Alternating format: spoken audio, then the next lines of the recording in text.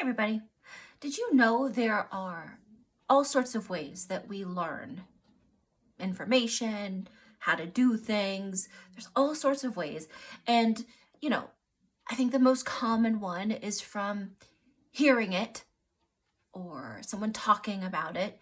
They talk, and we learn and we write things down.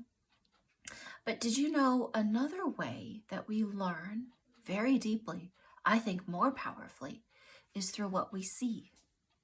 What we see people doing, how we see them behaving, how we see them interacting. That's a very powerful way to learn. So I think of this grief recovery method. The founder was John W. James, and from what I hear, he was not in the emotional recovery business. He is a Vietnam veteran. Thank you for your service. He grew up on a ranch, from what I've been told, and he was, an engineer putting in solar homes in Southern California, the first wave of those years ago. And his infant son died. His 3-day-old son died, and he had no idea what to do with that pain. His heart was crushed. He was devastated. And he was in this spot of ending his own pain by ending his life. Then he started wondering, well, what am I supposed to, then what? Then what? And he started this journey, and he started this reading and this discovery, figuring out, well, then what? What do I do? Then what? And he read every book that he could get his hands on. Over 250 books. Have you read 250 books on the topic of grief alone? Well, John W. James did. And he kept finding this is probably what you're feeling. Oh, you might be feeling this. Oh, you might be feeling this. I feel confident to say he already knew what he was feeling. He didn't even want to tell him what he might be feeling. He was looking for, but what do I do about it? And so he tried this and he tried this and he tried this and he tried enough things that eventually John was just different. He's still an engineer at this time. And people were able to see that he was so different. Whatever you did, could you help my spouse? Could you help my sibling? Could you help my so-and-so? And then it became very evident to John pretty quickly that he was not in the construction business anymore. He was in the emotion and recovery business. It was born out of people seeing that he was visually different.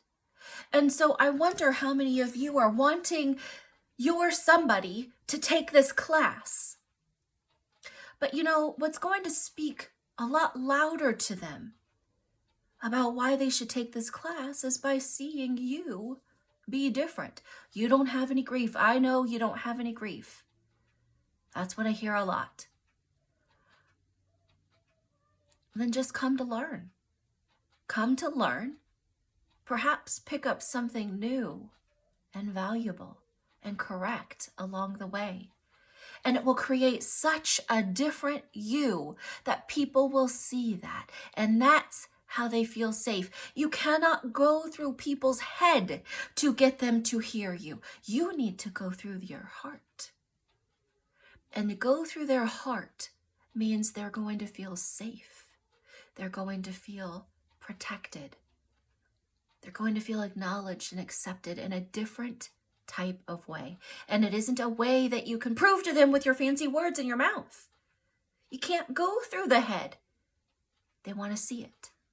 They want to see why this might be good or valuable for them. So, okay, maybe you don't think you have grief. That's fine. Come into the class just to learn.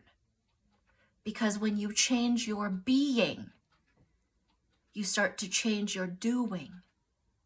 And that's what people connect with. The best way to love and inspire people is to be what you hope for them.